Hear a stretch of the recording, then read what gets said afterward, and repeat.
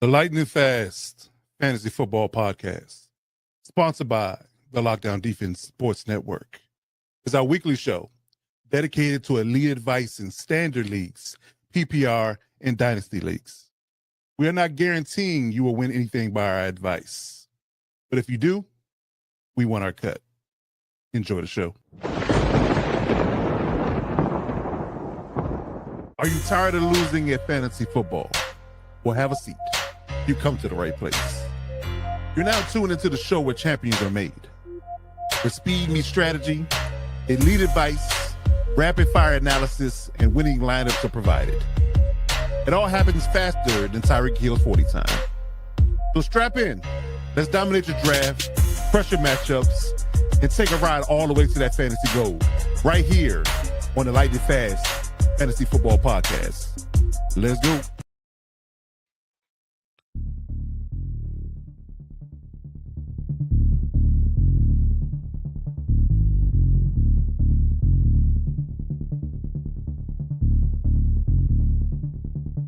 To all my heavy hitters and lockdown defenders, welcome to the Lightning Fast Fantasy Football Podcast. I'm your host, Coach Defense, alongside the real AG, Alex Givens. They call him the real AG because his picks are all good. Good brother, how you doing out there? What's going on in the fantasy world for you? How you feeling out there? Man, doing good, Coach. It was a little bit better week 3 for me than week 2. Had some really nice, just very sweet victories against some people I really wanted to just stick it to. So Awesome. we're feeling good, man. Yeah. I can't say the same, honestly. I just can't. I'm just not going to say a lie to y'all. But, it's one of those things where it's just a weird 3 weeks, honesty, because I'm scoring. I'm just getting outscored or something crazy happening at the end. Somebody goes off that's not supposed to go off, pause. It's a lot of things that's just happening. It's just a lot of topsy-turvy things, We'll get into the whole idea of us both being bullish on a Bishop and Marion Hampton, and look what happened. 20 points or more in most leagues. So yeah. It's a lot of crazy things going on, man. But some things are starting to fizzle out and kind of filter out, and we're about to hit a bye week in 2 weeks. So I'm thinking I'm going to hit my stride. I'm 1-2 in one league, and actually our fantasy league, ironically, this one for the show, and I'm 0-3 in the rest. So yes. I think I'm 1-2 in our league in the show as well. Right. And ironically, my one winner was against you. So it's crazy, right?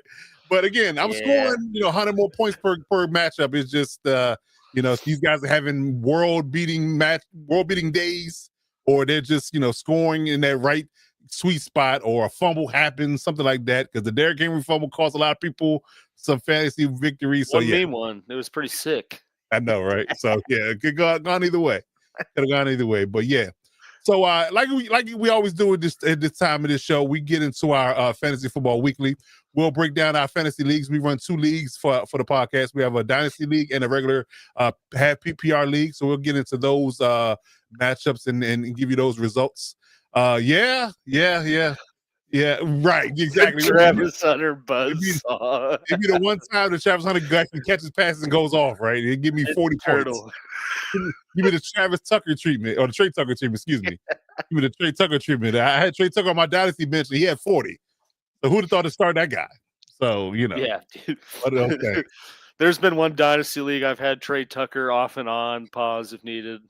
I guess there. I don't know. Just be safe right. Pause. Of course. But I've had him for like 3 years, just constantly dropping and adding him. And then of course he pops off, and then I don't get him. And I was like, great. Yes. Thanks a lot. Yeah, thanks a lot. So yeah, there we go. So so we get into our fantasy football weekly. And we talk about, the weekly recap, who's dominating, who's struggling. I'm one of the struggle bus right now, but we will bounce back. We're going to bounce back. We will get things rolling. We'll get the train right. My moves are good. My players are good. Like I said, just the matchups are killing me right now. So yeah, let's start off with the PPR league. So, yeah. Stop that up. Robert murdered me, man. He did. It was tough, bro. It was bad. It was pretty bad. Whoa. Yeah, it was pretty bad. So I would say that, I think we both took L's in pretty big fashions. Josh got me up out of there. Yeah, he got me up out of there. 119 and 89, 146 to 81 for you. It was the whole right side won. 5-1 Well, again. yeah. He's undefeated. Yeah, that's how Robert you got damn near 40 points from his defense, though. Like, come wait. on. Oh, yeah, Minnesota's defense, didn't he? Yeah, he Yeah, did. Like, come on. exactly. Yeah, that's the problem. That's the problem right there. So yes. So yeah, the whole right side won basically. So 5 is undefeated. He beat Keith by 3. Curtis 2-1. He got another victory against Bev. Bev was 0-3. DZ reigning champ is undefeated, 118-76 against Coach Mike Dub. And then Cool Kev got another victory against Cody. So yeah, it's definitely interesting. Mike Dove's team name being Primetime Playmakers and then putting know. up 76. And you got a goose egg on the win column. That's yeah, he might need to change that. Yeah, maybe. We'll give him 2 more weeks. Downtime Playmakers. Give him 2 more weeks how things go. But yeah. But that's your fantasy matchup for the week. In Dynasty, another interesting row of games. Like I said, I lost by 2, and I think I got with the Jared Goff last gas drive because I was tied, and then he went off for that last drive because he only had. I was up 10 points, he got 12. Let's just put it that way. That's how I ended up losing that game. So I'm 0-3 in that league, although I scored 135. So I mean, again, 135 is good on most days. That's all I can really say. It's good I mean, you would have pretty much beat anyone else. Right. Outside of a few, yeah. Nightmare had 168. That's crazy. Test his team. They're juicing. Yeah, they're juicing. We need to test them. We need to test them. Yeah, test them. I get that. B-Shank got you out of there, 143-102. Drew Dudley, Power Rangers won their match at 129-101. We got Spice out here winning 140-108. And S Boyles won his matchup with against S Rich 172. All right, he's the high man with the week 172-103. That's crazy. Yeah, his team scored a lot of points. A little bit. Mine driving force, like you prefaced at the start. I sat Amari Hampton, had to send a message to the team. Right. And then Najee Harris tears the Achilles. Yeah. Square one. Who could have thought? Could have thought? Oh man. The stack bundle for life. That's it. That is it. So yeah, so that is the weekly recap of matchups. Now get into the week 4 standings and matchups for the Lightning Fantasy Football League. Again, Robert is 3-0 at the top of the league. Him and DZ and 5 all 3-0. They're running hot and heavy right now. Cool Cav 2-1, and phone acting crazy. Cool Cav 2-1, Kurt 2-1, me 1-2, you 1-2. Josh got his first victory against me. Now I feel bad. That's crazy. Like his first dub was against me. That's insane. All right, Keith 1-2, Cody 1-2, and Coach Mike Dub and Coach D Bev round out of 0-3. 0-3. So now this is interesting because I go against Kurt this week. So they say I'm going to win by landslide, but we'll see. Now the battle of the undefeateds, you got Robert versus 5. That's going to be a good one. DZ versus Josh, who just got his first victory. You against Cody. Cool Tab against D Bev, and Coach Mike Dub against Keith. So we'll see how things roll, man. It's a good matchup this week, though. I've been on a track record, literally. I know this is only the second year, but both seasons, whoever I've drafted and then name my team after, they get hurt. Well, it just derails, dude. That's the omen. So don't name your team after anybody. I used emojis this time. It was a subtle team name. Right. If you identify them at all, they're going to be on the IR. Yeah, just damn. Yeah, crazy.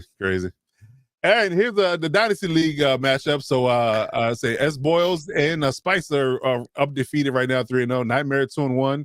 B Shank 2-1. Riley Shank brother 2-1. We got Panda with 1-2. Drew Dudley 1-2. You 1-2. Goat Farmer 1-2. S Rich. Hell, I'm only winless dude in this. Damn. You're right. Hey, it is a marathon, not a sprint in the Dynasty. You know, that is a fact. Hey, you could just be in rebuild mode. You don't know yet. Yeah, right. It is a Dynasty league, so yeah, it's definitely a slow burn. Definitely, it's much like the draft. It's a slow burn. Yes, it does look to be the most equal matchup, though. So that could be the most intriguing one. We'll see if Travis Hunter comes to play. Right. And Mike Evans is hurt for me, so I lost out on Mike Evans this week, so that's gonna be interesting.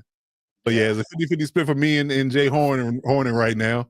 I think Panda goes against Drew Dudley. We got you against Spice.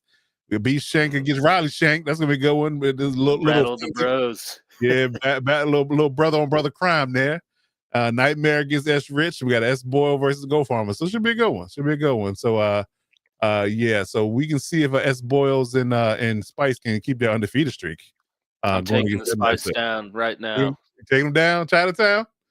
Taking them down. With my new bell cow, Amarion. There you go. Oh, Marion is starting in every league. I got him 2 out of 3. We're going. Feeding him, baby. Feeding him. He is the bell cow for sure. Definitely not making that mistake once again. Yes, indeed. All right. So yeah, that's our wrap up for our fantasy football weekly. So we'll recap week 4 and see how things roll, and hopefully I can get off the schneid if nothing else. I'm really pulling for you. Appreciate you. I was like playing you, right? Yeah. Right. Indeed. All right. So we'll get into our next segment called Best Performance and Worst Performance. We'll give you the breakdown of who did well and who was mailing it in this week for some reason. We don't know why. So yeah, so we got our list of guys in the top 5 in each position that did well or did bad. So starting off with the best performance, we got Caleb Williams coming in with 29 points. Jalen Hurts in his second half performance against the Rams, he did 29. Lamar Jackson in a losing effort, 27. Geno Smith in another losing effort had 26 and a lot of garbage time picking up with him and Trey Tucker going off. And Josh Allen doing Josh Allen things with 23. So yeah, if you had these quarterbacks, including Caleb, which more people were kind of on the fence about at this point, especially him and Geno, you got some good fantasy gold this week, and you probably win your matchup. Running backs, Jonathan Taylor's on the tear, looking like Jonathan Taylor of old, and he's leading the league in rushing right now. So he's on this list again for the second week in a row. Dave Montgomery tearing up the Ravens defense with 28.9, almost 29. He was on the tear, and then Jahmyr Gibbs followed right behind him with 24. Now I have to tell you how bad the Ravens are run defense wise right now. You got two running backs with over 24 points scoring on your defense. That's bad. That is bad. Just cooking you. Yeah. Exactly. So Jordan Mason coming through with 23 points. And Omarion Hampton, like we talked about earlier, 21.9. So yeah, if you had any of those guys, those running backs, those Detroit boys, the Minnesota guy, like the AFC North would just run a roughshod on everybody, right? Yeah. NFC North would just run a roughshod. And then Jonathan Taylor and Omarion Hampton. So those are your running backs for the week. So yeah, Alex, tell about these tight ends and wide receivers, man. What's going on with those guys? Yeah, it was a weird week for some. Well, we had some old guys emerge finally, and then at the top of the list here, Trey Tucker again in garbage time, like you said, but he has been a target machine for the Raiders so far. And what do you have? 36.9 with 3 touchdowns. I think he had like 9 targets, something ridiculous. Crazy. Cortland Sutton, was kind of been playing second fiddle so far in Denver up to this point. Finally, kind of emerged a little bit with 20.8. AJ Brown, to my chagrin, thankfully, finally scored some points with 19.9. Garrett Wilson with Tyrod Taylor out there. Really no one else to throw to other than the other team a few times. With 19.4, and then Nico Collins, who I think we both had on our perfect lineup for this. We did. Week 3. Mm-hmm. Somewhat, crazy that he had 18.4, just given how bad the Texans offense looked during the whole game, if you watched it. Right. And then tight ends, Hunter Henry, 25, and then this guy must have heard us just dumping on him last week because he came out of nowhere. But Mark Andrews with 24.1 finally had, I think, more than one target, had 6 and caught all of them, and 2 touchdowns. Yeah. So, crazy. I was shading on him hard last week, and here he is. Right. Dalton Kincaid with 15.1. He's kind of quietly been a pretty consistent tight end so far. Mm-hmm. Jake Ferguson with 14.7, and some of that was an uptick after CD went down, and then TJ Hawkinson with 13.4, and some of that was in garbage time, in a blowout win. But hey, I dumped on him too. So yeah, I like you. This is the last call for you, buddy. You either get going or get God, and he got going. So I'm not mad at that at all. So if we have that type of mystical power for fantasy, you know, the guys we dump on, they typically do better the next week. So we'll keep that trend going for you. That's for sure. I like it. That Mark Andrews one burned me. Jahmyr Gibbs and Mark Andrews, I was up 18, and both of them jokers scored 2 touchdowns apiece. So yeah, it burned me good. That's Josh's team. Josh had both of those guys going, and I was up 18, and I ended up losing by a lot. So what a good Monday night for your boy. Let's just say it that way. Let's just say it that way. But yeah. But much like my team, we got to talk about those worst performances this week, you know. And this is me all Monday night. You're killing me, Smalls.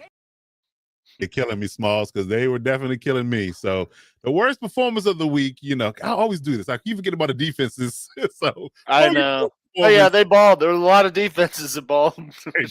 They did. So we got to highlight them.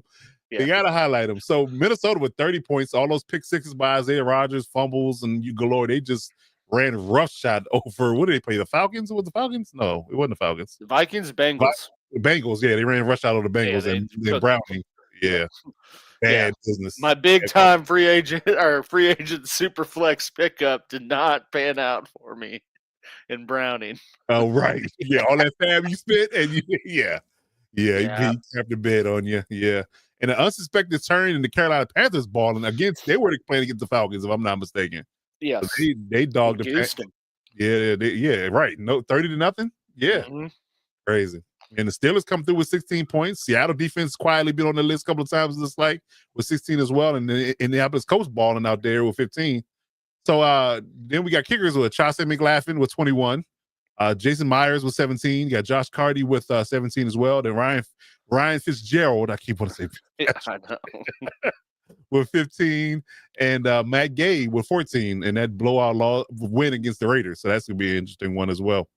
Now we get the worst performance. Here we go. Guys, the way you can put the bag over your head. We'll talk about those guys real quick. We're trying to get into this short and sweet. We don't want to talk about the bad too much. No much negativity today. So yeah. Top 5 fantasy performers of the worst kind. So guys that were, you know, letting you down in every facet. Trevor Lawrence, I feel like he's been on this list more than once, which is 8.8. He was the best of the worst. Yes, right. It's crazy. So your boy Jake Browning was 7.9. Yeah, that was a scorcher. Mm-hmm. And the newly benched Russell Wilson was 7.1 in his matchup because he just can't seem to complete any moon balls in week 3. So that was interesting. Michael Penix got goose egg, like you said. So he only had 5.8, and Joe Flacco come through with 4.7, which is highly disappointing. In a win. Right. In a win. Right. You know? That was an ugly game all together. That might have been the ugliest game of the week.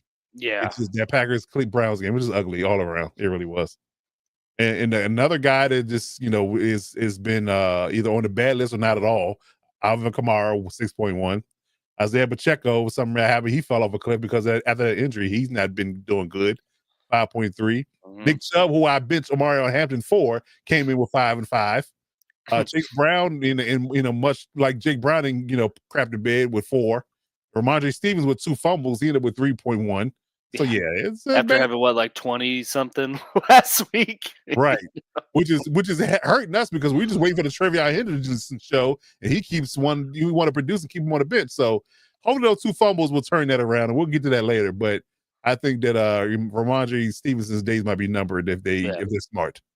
If they're smart. Yeah. And I think I did say last week I wanted to give him praise.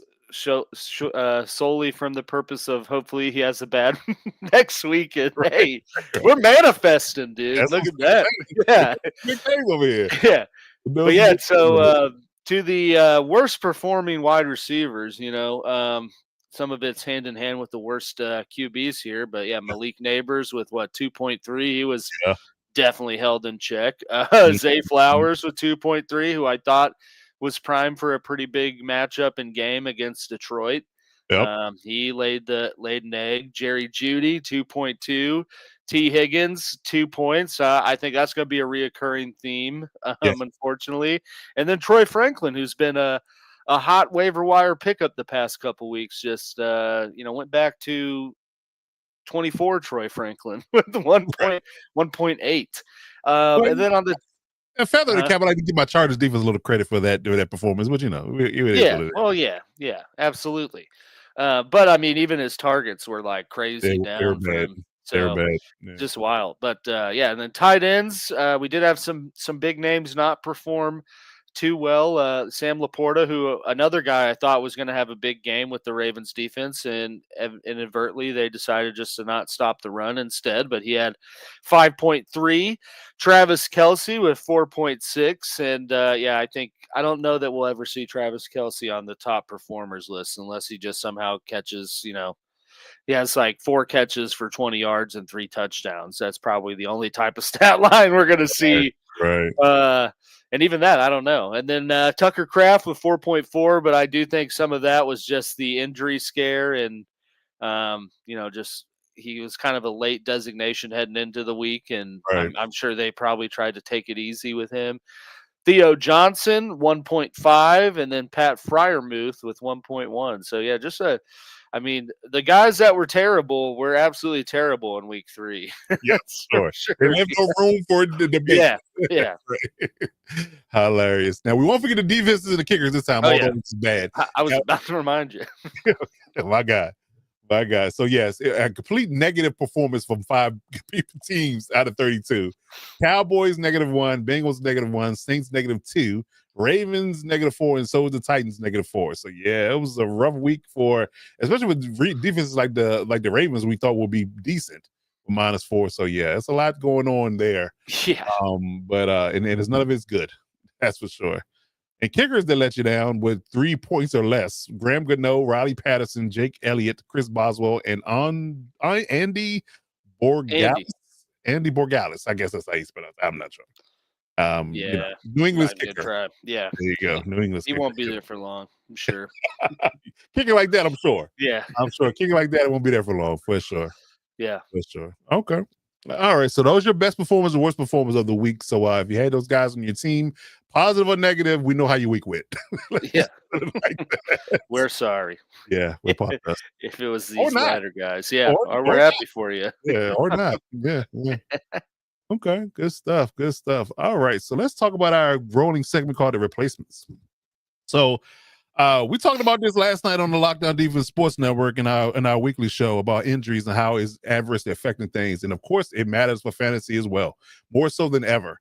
And through week 3, we've had a litany and a myriad of injuries. So we got to address all these things and get them out in the atmosphere, and who you can get or who's the best moves to make in regards to replacing these guys, because some of these injuries are long lasting, sometimes season ending. So especially for a few running backs. So we'll get it through the injury guys, and then we'll give you the replacement list, and hopefully that guy will give you some insight of what you can do to replace these guys if your waiver wire is available now or tomorrow, because some leagues do their waiver wire on Thursday. So starting off with the quarterbacks, of course, we know Joe Burrow's hurt for multiple months with his grade 3 turf toe. So, and I'm not going to act like Jake Browning is the option, so we got to go somewhere else. In that space. Justin Fields is, ironically enough, still a concussion protocol. I'm not sure what's going on with that. I'm not sure if he's practicing or not. They're kind of mums the word on that, but that it's the Jets that kind of like, they're interesting or not. So the mainstream media don't really cover them that well. It's just interesting to that degree. You got to dig deep into Jets. I guess you can say local news to get the team. So, but there's no designation for him to play just yet. So we don't know if he's out of concussion protocol or not. So I would lean to the idea that he may not play again this week. He was still in protocol as of yesterday. Yeah. I tried to find something pre-show on today. Nothing. Right. So yeah, I got nothing as well. So yeah, that's why I kind of prefaced it that way, to say that there's not a lot of news, which means it could be negative. When they tend to not say anything, when it comes down to injury reports, that typically means that it's not good.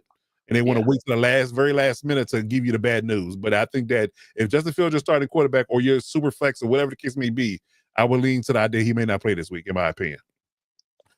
Brock Purdy is trending towards playing. He's day-to-day now, which is a good news for the 49ers, because now Mac Jones is hurt.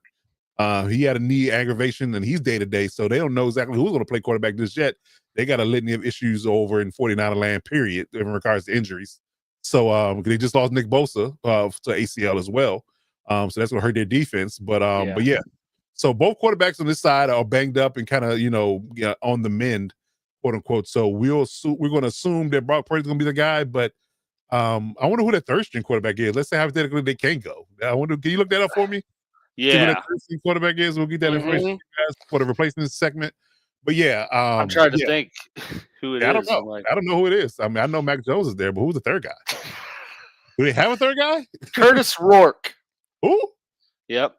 Exactly. Right. Curtis Rourke out of Indiana. He's a Uh, rookie. Okay. And Jacob, answer your question to Jackson They Dart. also have Adrian Martinez. So Okay. I feel yeah. like I've heard that name before, but I'm not sure where. Is he a UFL I guy? think he's related to Taylor Martinez. Horning here can confirm that. Okay. But yeah, I'd also agree it's Jackson Dart. Although Tyrod, Yeah. if he does play, would be playing the Miami Dolphins. So Oh yeah. Then there's that. not related. He did confirm. All right, do Nice. it. Good job, Jacob. Appreciate you. Yeah. Appreciate you. He's our Okay. guy in the chair for There it tonight. is. That's it. All right. So there's your quarterback news. The most noteworthy ones that are starters for Yeah. sure. Running backs. James Conner, unfortunately, is out for the season now with an ankle injury, very gruesome injury for him. They carted him That was off. So bad. Trey Benson is going to be likely the guy there. Najee Harris, Achilles injury, non-contact. He's going to be out for the season as well for the Chargers.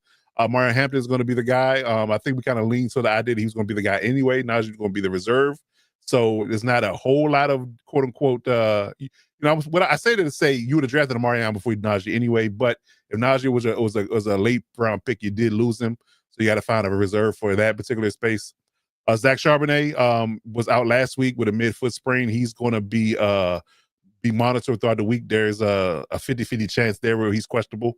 Of course, Kenneth Walker's the lead dog right now, and as long as he stays healthy, then Charbonnet will get limited touches anyway. Samaje Perine, thumb injury. They're not ruling him out yet, but I would lean to the idea he's probably not going to play, and he's on the Bengals. So if you're the second running back on the Bengals and Chase Brown's not getting touches, I wouldn't argue that Samaje Perine's not going to be viable either. So he's injured.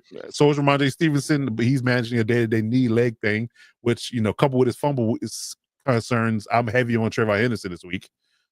He's going to get a lot more touches. Him and Gibson. So yeah. So feed the beast in that space. But Ramondre Stevenson is on the injury report for week 4. All right, so talk about his receivers, Alex. What we got here? We got a nice little list here. Yeah, we got a few. Also, would add running back Tyrone Tracy. I think is probably going to be out, but yes, we got on the shoulder. Yeah, yep. he was already looking bad, anyways. But he was. Scatterbro was the one. Yeah. He looked solid. But so receivers, we definitely have some big names and had some big impact injuries after week 3. Scary T was obviously, he left the game late in week 3 and then was questionable. And I think they said today he's a game time decision. So right. Not looking too great for him. Or Jaden Daniels really at this point for Washington, at least in terms of week 4. CeeDee Lamb, they haven't made an outright determination yet, but the reports have been like kind of all over the place, but I think the writing's on the wall that he's not going to play, which I wish they would just decide so that I could put him in the IR spot or same here because I got one league too. I moved him because he was doubtful, and then they changed it, and now it's like you have an ineligible guy in your IR spot. I'm like, come on. Yeah. But I don't think it's looking good for CD, at least in week 4. Mike Evans had the hamstring injury, and I think if you saw the video of him walking off the field, he knows the frustration. I think the reports are multiple weeks with him. But I do think Godwin is at least somewhat tracking to come back this week. So at least for the Bucks, that might be fine. Fantasy wise, who knows? Zay Jones with Arizona. He's in the concussion protocol. I highly doubt you were heavily considering him in your lineups. If you were, you got to be in like an 18-team league. But hey, whatever floats your boat. And Malik Neighbors was limited in practice, but I feel like every week has had some sort of early week designation, and then he's fine. And honestly, I would imagine if Malik Neighbors was hurt to the point that they didn't think he was going to play, they would not announce that Jackson Dart's starting, because why would you throw your rookie out there without his primetime target? So right. But we are also talking about the Giants. They might not have thought that far ahead. I know. We have to take that with a grain of salt when it comes to decision making with them guys. So that's for sure. That's for sure. All right. So forward over to the tight ends here. Some reoccurring names here as well. Yeah, so tight ends, we got Darren Waller, who has not Hasn't played yet played. this season, and Right. I guess is expected to play. But you already had Mike McDaniel say that they're going to ease him in, so I wouldn't put too much stock in Darren Waller being your savior for fantasy tight end purposes. Isaiah Likely has also been out this whole point of the year so far with a foot injury. I think he's kind of like Godwin progressing to play this week, but that receiver's target share thing is such a dilemma, and you never know who's where. And I might have felt confident with Likely returning that it could be a good option, but then Mark Andrews had the week that he had. So who knows with that. Right. George Kittle also been out since week 1 and put on the IR. So just kind of want to monitor that because I think he can come back after week 5. So he should be. I haven't seen anything to say it's going to be extended past that. Dawson Knox is questionable with a groin injury, but Dalton Kincaid's kind of quietly already became the guy in Buffalo. And then Trey McBride has been day to day with an ankle injury, but I haven't really seen anything on Trey McBride to make me think he's not playing. So, Right. Yeah, my guy, I think that Shepard is going to have a rough go, much like most receivers in the Tampa Bay area playing the Eagles this week. So yeah, I wouldn't risk any dynasty dinero or waiver wire picks up for Sterling Shepard, in my opinion. If it was Jalen McMillan, I might have a different story, but he's on the IR as well. They banged up at yeah. receiver. Yeah, Evans and They're McMillan are not out. named Ibuka. Yeah, I want that, no part of. I agree. I agree. Yeah, so I don't know exactly who's going to be targeted outside of Emeka Egbuka for the Tampa Bay Buccaneers, and he's going to probably draw Quinyon Mitchell most of the game, so that's going to be a tough matchup for him in its entirety. So I would maybe look at other options. So if you want to throw a few other names out there that's on the available waiver wire guide, we can give you an insight on that. But yeah, I'm not looking at Sterling Shepard being putting up big numbers in my opinion. So and speaking of replacements in itself, let's talk about who we think is going to be a good replacement for each position.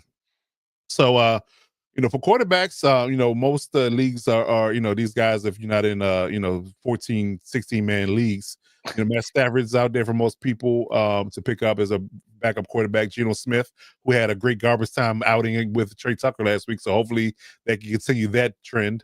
And Sam Darnold, who's actually had put up together 2 good weeks of fantasy football, my dynasty flex. So yeah, I'm appreciative of that.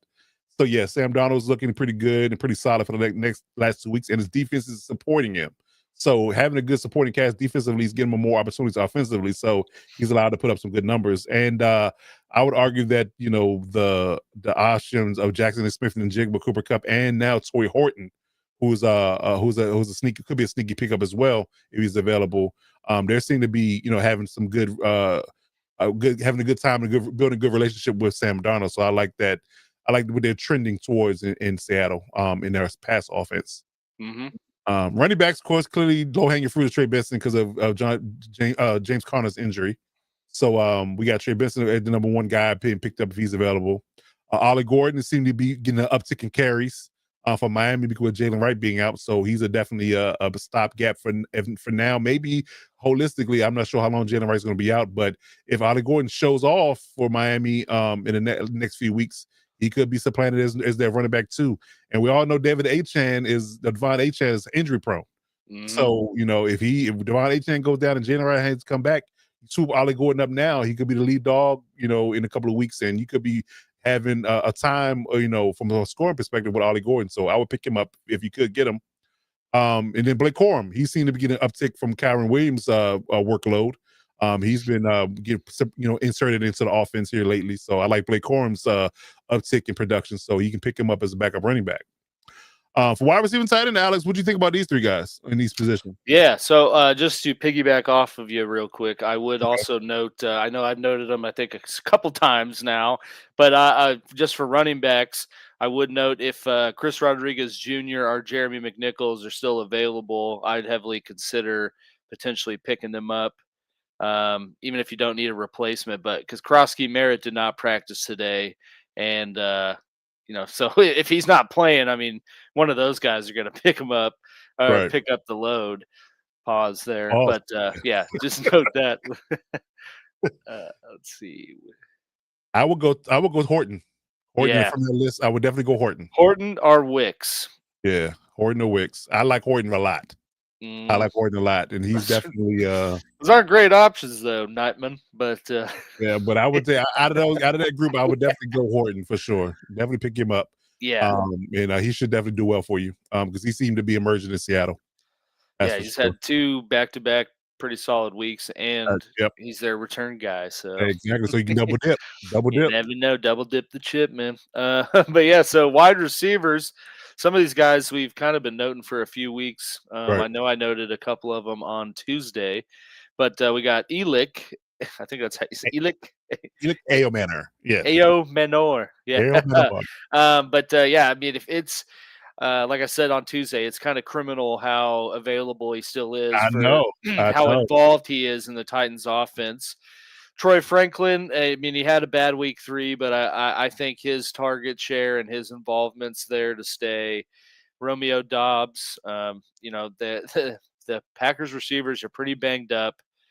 They are playing the Cowboys, who are just notoriously giving up a lot of A lot of passing everything. yards. So Everything. yeah, I think he could be a prime replacement if you need to stop gap or some sort of fill the gap with an injury. And then for tight ends, we got K. Dotton with the Bucks, who I was going to say him when you said, well, I don't know where those targets are going to go if they're so banged up at receiver. I'm like, well, K. Dotton's still there, so That's true. could see an uptick there. Harold Fannin Jr. I highly doubt he's still available, but somehow he's still staying relevant even with Njoku there. And then Brenton Strange, who's somehow only been the only reliable passing option in Jacksonville. He's quietly kind of being a consistent threat at the tight end position. Indeed. Okay. So those are your list of replacements viable, and then most guys have are available in most leagues, redraft the dynasty. So yeah, if they're available, definitely go out there and get those guys quick and fast. And I definitely they definitely should be some good replacement for you, either temporary or the interim or long term. So because I really like that Ollie Gordon, Trey Benson pickup. If you get those guys, I think they'll be long term fix for you.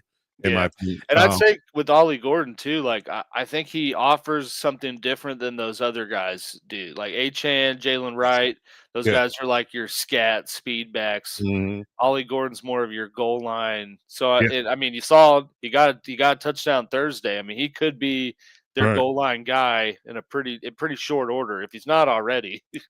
They just haven't really gotten there too much for us to fully evaluate. Right. This is an interesting one. Yeah, are you dropping Diggs or Downs for any of those guys above minus Horton? Probably not. Josh Downs? You wouldn't drop Josh Downs for Horton? No, you're saying minus Horton. So like any of those other guys, no. Oh no, I wouldn't drop Diggs or Downs. I mean, yeah, I'm holding on to Diggs just because. Yeah, they gave him a bunch of money. Yeah, I think they're kind of slowly ramping him up. But I mean, everything's there to show that there should be an uptick soon in production with Diggs. Downs, I don't know, but I think Downs is a forgotten man. If Wicks is out there, I would maybe consider trading Wicks for Downs. I would do that because I think Jaden Reed being out for the foreseeable future should see an uptick with Wicks' production. So if Downs is not going to do anything at all for you, you need a replacement. I would say that Dontavian Wicks for Downs and definitely pick up Horton if he's available. Yeah, I agree with that. I think of the two though. Downs is the one. Downs is definitely the man. I'm not dropping Diggs yet. I'm not dropping Diggs yet. Not yet. All right. So let's move on to our next segment. We're going to do a quick buy or sell. We're through week 3, and I think most people can argue that's we had almost the quarter mark of fantasy season because of course fantasy season ends way before the regular season, at least 1 or 2 weeks before. So we're gonna do a quick buy or sell. Guys that haven't been doing much, maybe we can convince somebody to trade for them, or some guys that are maybe on the rise or could see an uptick here in a brief bit, and you guys might want to trade for them now before they get really popping and really hot, and they're going to be a high price item in the next few weeks. So starting off with who we're buying. Buy now for me and quarterback. We'll do quarterbacks across the board, then we'll do each position from there. I'm buying Baker Mayfield. Again, I think that once they get through this injury scare, Because people might be down on him right now, in my opinion, because I think that him losing Mike Evans, Godwin is still not there. Mecca's only viable receiver. He don't really love Kate Ottens being out there for some reason. He just don't want to throw the ball to him. I don't get that. But, most people will say, yeah, Baker Mayfield could be traded for if I have a need for somewhere else. So I would buy him now because once these guys all come back, he has a full complement of receivers and he gets Tristan Wirth back at left tackle. I think they're going to hit the ground running. So if you can buy low on Baker Mayfield, I definitely would do that for my money. So AG got Brock Purdy. Tell us about that pick there. How you feel about him? Yeah, so Brock Purdy, is one. He's missed 2 games. I think he is trending to come back. He almost came back last week, so I imagine he plays a couple of that with the Mac Jones scare. But so you're looking at him coming back. So if someone's holding on to him, they're not using him, so they're not going to be tied to keeping him. Right. You have Nick Bosa out for the year, so I think they're going to be in a lot more shootouts. Good point. CMC is somewhat struggling, being there in the run game at least. He's averaging like 3.3 or 3.4 a carry. So, I think that the 49ers are going to end up having to lean on the pass more, and kind of similar to what you were saying with Baker. I mean, he has a lot of big name, pretty good targets to throw to. They're just injured right now. So, right. You get him, and you're looking at around week 6, he could potentially have, Kittle back, Juwan Jennings healthy, Pearsall's been pretty good. At some point, potentially Ayuk's coming into the fold. Yeah. I mean, things could look good, and they have the easiest strength of schedule, so he's gonna be maybe in some shootouts with some bad teams. But I think Brock Purdy's a guy to buy for sure. I like it. I definitely that's a good pickup, and all the reasons you gave. I think that's great. That's a great analysis there. I think Brock Purdy is definitely a good buy low candidate there for sure. And definitely could, if nothing else, a super flex option. If nothing else, if you have a starting quarterback already, I like that move for sure. For sure. Now running backs. So we talked about this guy a little bit earlier, but I think TreVeyon Henderson's prime. Yes. I think we're just waiting for them to wake up for the idea of giving him the ball. Please. With Gibson and Henderson, Stevenson, excuse me, fumbling multiple times in the last game, but they could be leaning towards a guy that maybe can hold on to the ball a little better and be more dynamic for running the ball and catching the ball out the backfield. So we're just waiting for them to bless TreVeyon Henderson with being the lead dog here. I think that's why they drafted him, to ultimately be that one guy anyway. Kind of be like in the Mario Hunter thing. It might be a slow start, but once he starts producing, we're gonna say bye-bye to other guys, in my opinion. So yeah, I'm buying low on TreVeyon Henderson right now because he hadn't really popped yet, but I think it's bubbling. So I would definitely get him now if you can. And he's been when he gets the ball, you see the ability. Yeah, you see it. I mean, Yeah. it's not like Caleb Johnson. You're like, damn, what they do. Right. What are you doing? It's like, you're like, damn, why are they not giving him the ball more? So yeah, I agree with you there. Mine, might be the easy one, but I will explain why I noted him. And that's Trey Benson. Obviously he's RB1 in Arizona. Mm-hmm. That could be good or bad. Arizona hasn't been like it wasn't like James Conner was overly lighting it up, but I think you're in a unique opportunity to buy a guy that's going to be an RB1. And I note him because more likely than not, he's not available. He hasn't been available on your waiver wire since like week 2. So you're going to get him. You're going to be trying to buy him from a team that probably doesn't need him at running back. They just picked him up to pick him up. And, if you have a surplus at receiver and they don't, I think there's room to be had where you could get Trey Benson for a pretty good value, and then you have a running back 1 that you didn't really have to give up a whole lot for. I like it. Okay. Good stuff. Okay. All right, so let's move on to wide receivers. I like what I saw with Jameson Williams last week. I really feel like the Lions started to hit their stride in regards to him being their deep threat and then that over-the-top option. And he seemed to be getting an uptick in target. So I think he's a good buy low candidate. Most people are focused on the fact that Almiron is the main guy and he was got to be the second fiddle guy. But, his big playability alone, warrants the idea that he's going to be a big point scorer if they target him. So, I think he's a big play guy waiting to happen. So I'm liking what Jameson Williams is doing right now in the last 2 weeks. So I would definitely target him if people are willing to deal him. I would definitely buy low on him right now as well. So what do you have on your side? Look like a Saints receiver that could be emerging. Yeah, it might be a little bit of a spicier buy now, but again, we'll explain why I noted him. To me, I think Chris Olave is like the prime example of a buy low type player because he hasn't really produced yet. He's on Right. a bad team. So I mean, they're going to have to. I mean, you've already seen them having to be. I mean, they were down 30 at half to the Seahawks. So I mean, they're going to have to throw. He Oh, yeah. has an absolutely crazy target share, and I mean, he's averaging 10 targets a game, and almost 30% of the passes that New Orleans makes goes to him. Yeah. So you got, the high volume and what's going to be undoubtedly negative game scripts for him moving forward. I mean, those are all the positive facts you want to see an uptick in production at some point. The only thing with Olave is he's like one hit away from being concussed, but Right. I mean, whoever has him now probably is not using him because he hasn't scored a touchdown yet, hasn't really done much. Right. So, kind of like Benson, you could probably get him for a pretty good value, and he may pop off. I mean, he's going to get the looks at least. So, Right. I mean, if you're in PPR leagues, at least if he's catching the ball, getting targets, that's the positive. Even if he's not scoring touchdowns. So yeah, I like that option as well.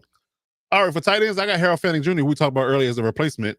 I think that he's overshadowing and overtaking David Njoku's shine in Cleveland.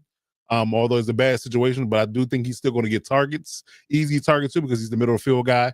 Especially being a quote unquote tight end too. I think that he's going to be a sneaky target, and he's going to be viable in much to your point in shootouts with Cleveland because they are going to be playing from behind a lot. So yeah. I think Harold Fanning Jr., especially from the red zone perspective, should be a good viable target. And I think you really can get him for a really cheap premium right now because he is a tight end too, technically. It's almost kind of like an Isaiah Likely situation, where, he might be the more dynamic guy, and he's going to just give you more production fantasy-wise. So I would look to get him as well, and if you can, from a trade perspective. Yeah. Yeah, and then to round out our buy now, I got Jake Ferguson tied in with the Cowboys. Obviously, some of this is coming from the aspect of CD probably hurting out for a while. But, I mean, like I said, talking about best performers, he was hyper-targeted once CD was out. He had 14 targets in that game, caught 13 of them, and he's currently leading the Cowboys in receptions and targets. So, that was already with a healthy CD. And then you look at he's potentially out, and I have really no faith in the two T's of Tolbert and Turpin. So I think Dak's going to be going to Ferguson a lot more. I like that. So question in the chat, Fanning Jr. or Strange for the rest of the year? That's a tough one. I think I got to say Strange, man. I agree. I say Strange. It's going to be close. I think it's close. It's close, but I think Strange, at least there's no one else. Right. So Fanning to me is like a pretty touchdown dependent, at least right now, unless he just completely takes over and they're like, holy hell, look at this. But I don't think that's that. So yeah, I think Strange outlook, whole season outlook's the guy. Right. And it's depending on who you can get. If you have one or the other, just keep them. If you need to go out there one in trade, I will go after Strange primarily. But again, Njoku has the injury history as well, and he's getting older. So, if he goes down at any point in time, Fanning Jr. is going to be the main guy. So that really could be a neck and neck race for them because they both be tight in one. But for right now, I would definitely say by a slight margin, Strange. Yeah, slight margin. All right, cool. So we get to the buy now, guys. Let's talk about the guys we're off the wagon. Sell. That's right. Sell. Yes, indeed. So guys, we're trying to sell high on right now, who's kind of had some buzz or maybe producing in every space, but they may not have that sustainability. I would have both. That's a nice one. Savage, yeah. But trade one. Yeah. Trade one. Get some premium for that. But yeah, guys, we're thinking about selling high on right now because you get a good ransom for them. For me, I'm selling high on Daniel Jones. I'm still not a holistic believer yet, although he's had 3 good weeks under Shane Steichen. So you could potentially, especially if you have injuries other places and you need a receiver, running back, or something like that, I think I can sell Daniel Jones because I will argue that Daniel Jones was the first quarterback you drafted. So you likely have a better quarterback on your roster already. Yeah, so, you probably just picked him up, if anything. Right, waivers, after the season started. So yeah, I would sell high on Daniel Jones right now, especially somebody got an injury at quarterback. Somebody lost Joe Burrow, primarily. If somebody lost Joe Burrow and they need a quarterback, You sell him to that person or whoever and get a good receiver, good running back in replacement of that. So I would sell high on Daniel Jones right now if I was the person that owned him, for sure. So I think that can get you a good haul, in my opinion. Yeah. Yeah, and then mine, I don't know if it's necessarily a sell high, but I'm moving on if I can, because he's definitely a kind of divisive QB. Like, he's got his fan base and then people that totally bag on him, but that's Baby Right. Yoda, Kyler Murray. Baby Yoda. I like look, I really want to be a Kyler Murray fan and supporter, but I think you kind of have to start acknowledging just the lack of fantasy success that he has. I Yes, mean, he agreed. can run the ball. He's definitely a threat with his legs, but he is just not really produced as you would expect from your quarterback in fantasy. I mean, this season alone, he is yet to score 19 higher than 18 points, and was held under 15 in these past 2 weeks. So Well, you there you know go. that's I mean some of those were I guess I'm trying to think of who they played, but I mean they were playing like the cream of the crop defenses in the NFL, and I think you also have Marvin Harrison Jr. kind of stumbling. Like, if you can sell someone on taking Kyler Murray off your hands, I would do that if you Yeah. can. I'm Yeah, I would trying too. in the one league I have, but Nice, nice, nice. Okay. For me, I'm selling high on Cam Scatterbull right now. I think that, again, he's one of those guys as well, much like Daniel Jones. You didn't draft him high. I'm sure you have better running backs in your stable, and he's kind of just sitting on your bench, doing nothing. And he did have a great week last week. He had a nice week 2. He had a great week 3 in a ugly loss. So I would say that, with Tyrone Tracy being hurt, I would sell high on him now, because when Tracy comes back, plus Jackson Dart starting, we don't know what the offense is going to look like in a couple of yeah. weeks. We just don't know. And they got a really tough schedule. Honestly. Yeah. Their schedule is murderer's row. Outside of the Saints week 5, it's ugly. So I would sell high on Cam Scatterbull's production, because he's going to be the lead dog for the next 2 weeks at least. I would sell high on him and get something good for him that's going to be more sustainable, if you can. So I would definitely move on with Cam Scatterbull if I was an owner for him as well. Yeah. And to give you a little nugget to use in negotiations when you're trying to sell them to someone, tell them to look up who Peyton Hillis's offensive coordinator was in 2012 when he went off. That is a good one. Fun fact of the day. And then they'll be like, yeah, give me him. What do you want? Right. So my sell now or sell high player is J.K. Dobbins with Denver. I mean, he's been the workhorse guy so far. I think 41 carries, 222 yards, 3 touchdowns. But just with the pause here if needed, but with the heavy workload, his injury history, and the fact that RJ Harvey is, the guy they drafted high, and I think kind of just waiting to get his chance to get more involved.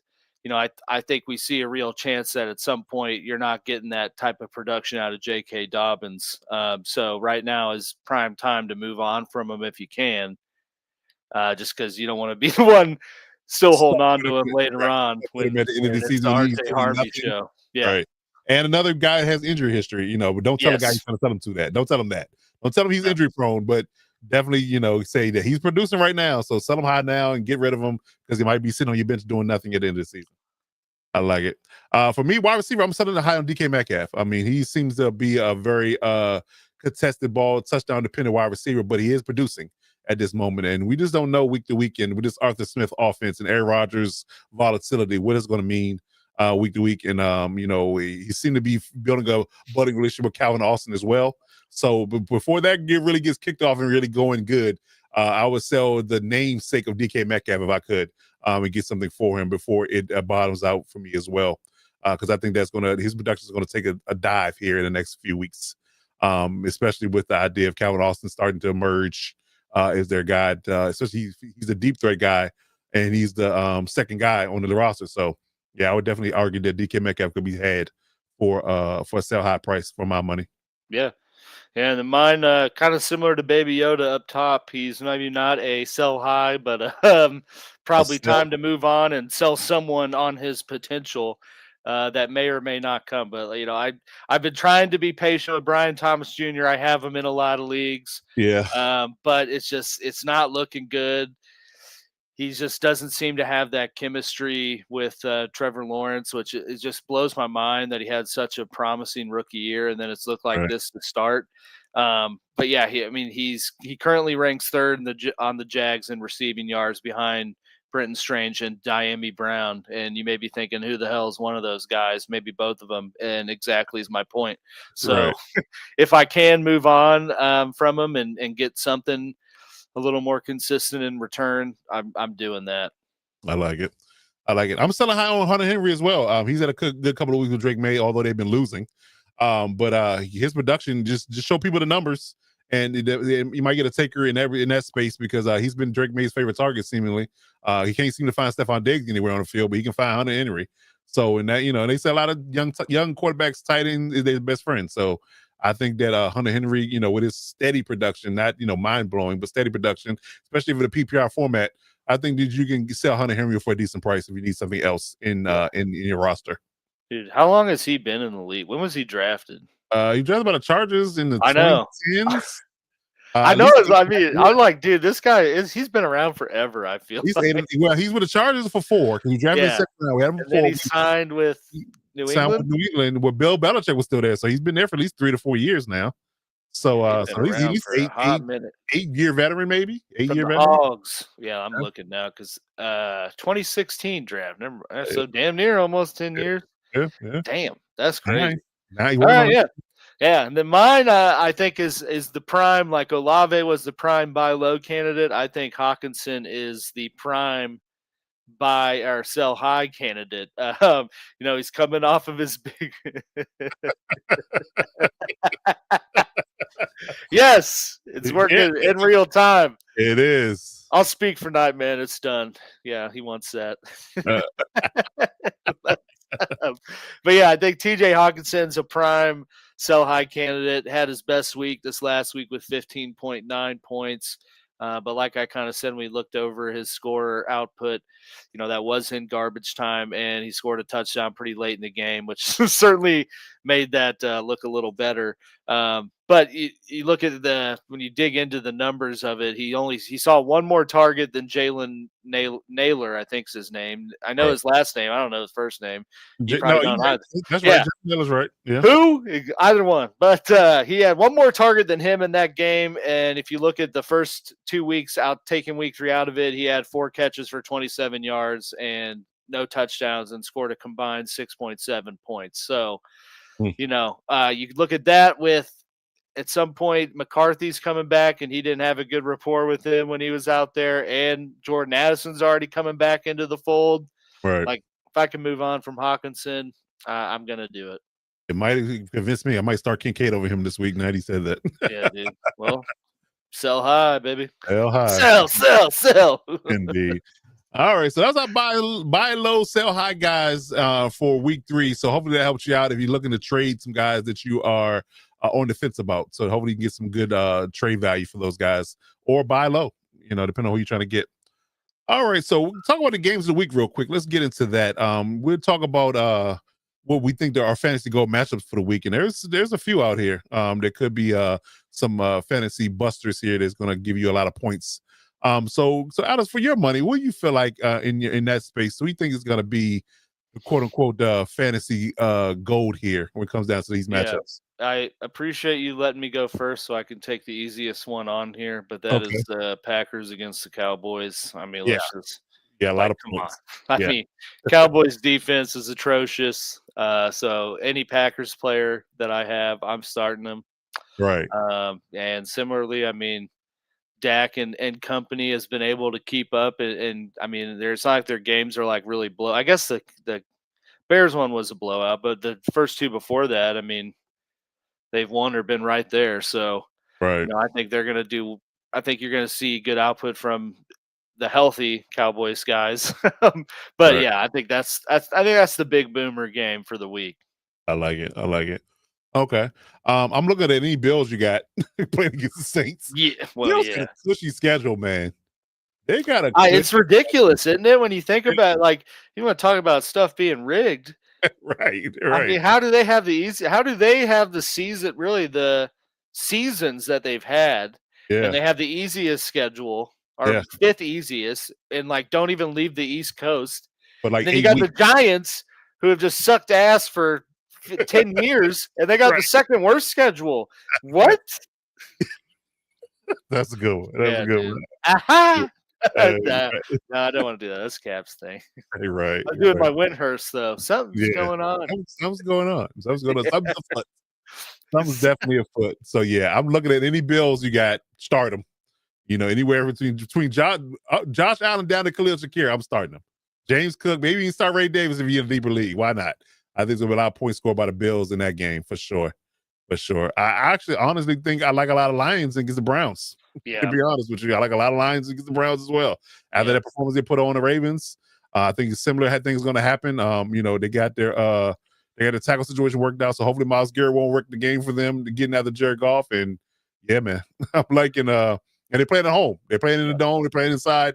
That's Jared Goff's fun land. So yeah, I'm definitely playing a lot of Lions in that one as well. I like That's the Broncos against the Bengals too.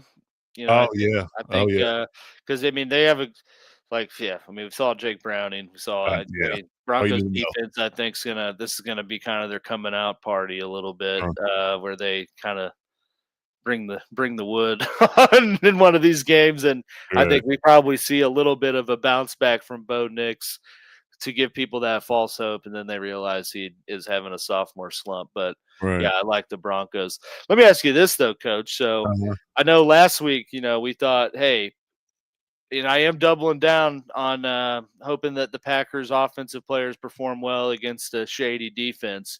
Right. But we thought that was going to be a big boom game last week, and it turned into be like one of those, Ugly matchup. boring defensive snooze fest. So what we'll call it the trap game, right? So which one? What do you think's the trap game this week? The trap game that looks good on paper, but it might be ugly. That's like you don't think there's not going to be much offensive output either side on. Honestly, it could be the Vikings Steelers game. Yeah, It's in Dublin. It's overseas. It's early. Time difference. Two defensive, masterminds in Flores and Tom going at it. Carson Wentz, Aaron Rodgers. It could be, you would think that with the Steelers getting a lot of points and the Vikings being stingy, it could be a lot of points scored in that one. But I don't know. I think that could be an ugly one too, just because of the time difference, the overseas aspect of it, and typically, honestly, most overseas games are snooze fest in its entirety. Yeah. I mean, they're at 8:30 in the morning. Right. You're like, So it could be one of those things where you just don't see a whole lot of happenings into the fourth quarter. So yeah, that could be one of those things. But yeah, because normally I would say because the Steelers defense has been such trash, Jordan Mason should have a good game. Yeah, Jordan Mason should have a good game, but we don't know. Because they do get Derek Harmon back this week to help their run defense, so that might be a thing. So we'll see. I think that's one of the trap games, and I would not stay away game 2 for me is the Miami Dolphins and Jets game. That's a division game on Monday night. I don't know who scheduled that, but that seemed like a snooze fest too as well. I'm not sure about that one either. Yeah, and, honestly, I could also see this 49ers Jags game being real boring, bad. Yeah, just because of how banged up the 49ers are, and just what was that Houston game last week? It was. Houston, Jacksonville. Yeah. It's like pretty boring. 17-10. Yeah. So I could see a similar thing with that against the 49ers. I will say on the other side of the spectrum, I will say that I'm bullish and I'm going to double down on my take about the Rams and Colts game. I talked about it last night. I'll talk about it again here. I think that if the Rams are pissed off by losing the Eagles game. Yeah. And I think that if the Colts don't come to play and they're playing in SoFi, the Rams are going to boat racing. They're mad about the Eagles game. So I think they're going to come out angry, playing angry football. It could be a lot of points scored on the Rams side if they're not careful. And it could be a shell shock game for Daniel Jones in that pass rush for the Rams. So the Rams are one of the league leaders in sacks right now through 3 weeks. So yeah, Jared Verse might have a field day, ladies and gentlemen. So yeah, that might be your awakening call for Daniel Jones, in my opinion. So yeah, I do like that. I do like Amarion Hampton going against the Giants as well. I'm bullish on that. I think that's a good play. Oh yeah. But another weird game to me, 2 of them actually. They're stuck together. It's the Texans game and the Patriots Panthers game. I don't know what to make of those. I don't know what to make of those either. Those are ugly games as well. So yeah, I'm not sure about those 2 matchups either. But you never know when you got the two ass teams going against each other. It's like one of them either shows up or they both just display they're garbage for their Ineptitude, yeah, 3.5 hours. right. Trash. Yeah, Yeah, just I get it. great. Yeah. Okay. Well, yeah. So those are our fantasy matchups in there, and to fold into that, our next segment, the perfect lineup. So we give our takes on who we think is going to be fantasy goal for you over the entire league's perspective. Give you a full gambit of a lineup that you have in your fantasy team. Has a kind of like a best ball feel to it. We give you our quarterbacks, 2 running backs, 2 wide receiver, tight ends, flex, defense, kicker. We'll give you that whole list. So if you play best ball or if you have these guys in your lineup, this should be a good week for you to shine with your players. So for starters, for me, my best ball or perfect lineup guys for this week. I'm loving Jordan Love against Cowboys. I think he's gonna have a lot of opportunities to go against that Cowboys defense. I think he's gonna shine bright. I'm looking for Matthew Golden to have a breakout game. J.K. Dobbins, to your point about him earlier, I think he's gonna have field day against the Bengals defense because they can't stop anybody on any spectrum. I like Devon Achane against the Jets. I think he should have a good go, especially if Justin Fields does not play. I like Jackson Smith and Jigba against the Cowboys. That's wrong. That's wrong. Who got that? I must have typo. Yeah. Who they play? Let me go back. Cardinals. Yeah, Cardinals. Yeah, that's dead. So Jackson Smith and Jigba against the Cardinals. Yeah, little cake, little damn autocorrect. Yeah. Devontae Adams is coach, like I talked about the Rams game. I think he's gonna have a big game for them. They're gonna have to focus on Puka, so I think Devontae Adams gets off. Trey McBride against the Seahawks. The Seahawks give up a lot of points to tight ends. Although they get pretty good defense overall, they're missing Nick Imawari right now. I think might be the catalyst to that. So they're missing their strong safety. So I think that him being missing contributes to the idea that he's going to give a lot of points to tight ends. And Trey McBride is the only reliable target that Baby Yoda throws to. So, so I think he'll have a good day. Jonathan Taylor, obviously, been running rough shot out pretty much everybody. So I think somehow or another he gets free and has a decent day in the flex. I like Jake Bates against the Browns in that matchup. I think he has a good day. And of course, the Packers defense against the Cowboys, that's the easy one. I think they're gonna rough shot over that, and Dak is gonna have a long day. He might make some different choices to reconsider some things after going against the Packers defense and Michael Parsons, in my opinion. All right, so we got Alex's perfect lineup here. What we got for you? Oh yeah, a little some spicy moves here, but you know what? I'm confident in these. So my quarterback for week 4, we got Caleb Williams. I'm doubling down, riding the hot hand, coming off of his career game against the Cowboys. Ben Johnson was very much into his bag last week, and I think that's a sign of things to come. Yep. And they got a prime matchup against the Raiders, who have an even worse pressure rate than the Cowboys, who did not sack Caleb Williams. And they're also top 10 in passing yards and rating allowed. So definitely love Caleb Williams against the Raiders. Running back 1, I got James Cook II against the Saints. Kenneth Walker scored twice against the Saints. James Cook's been kind of quietly balling all year, and nobody's been talking about him just because of Jonathan Taylor. But he gets big plays, goal line work, everything. I think he continues to do that against the Saints. I got Jordan Mason against the Steelers in Dublin. He is going from I had him in my perfect lineup last week, and he definitely balled. And he's going from that matchup, which was the worst defense in the AFC North, to the second worst defense now with the Steelers, who are giving up they're top 15 in points allowed to running backs and are averaging 110 rushing yards a game that they give up. So love Jordan Mason. And then if we had Caleb Williams, we had to put his boy Rome, Rome in there, the stack bundle. Yeah, not if you bundled them. But, Rome is the clear wide receiver 1 in Chirac. He is getting all the targets, all the red zone targets. And, Raiders have allowed the 3rd most yards to wide receivers. And this is a crazy stat I just had to note. They currently have a 50% completion rate on end zone targets to wide receivers. So 50% of the time they're giving up a tutty, dude. Wow. So love Rome in this. And then, keep it with the young bucks here. My wide receiver 2, I got Emeka Egbuka. And I know we talked about this a bit last night, Coach. And I was just thinking about it. I was like, you know what? I think that Emeka is the guy that has that dog in him to go out and not have any help and ball out. And you look at, Baker like he's going to be the guy in this game. And Baker kind of torched the Eagles defense last year, and I know that's last year, but they're arguably a worse defensive unit this year than they were. So potentially could happen. So I'm riding with the faith. At tight end, this might be for my own amusement, but I'm putting Tucker Kraft against the Cowboys because they got a terrible defense. Jordan Love's going to pop off. He's going to have to throw to someone.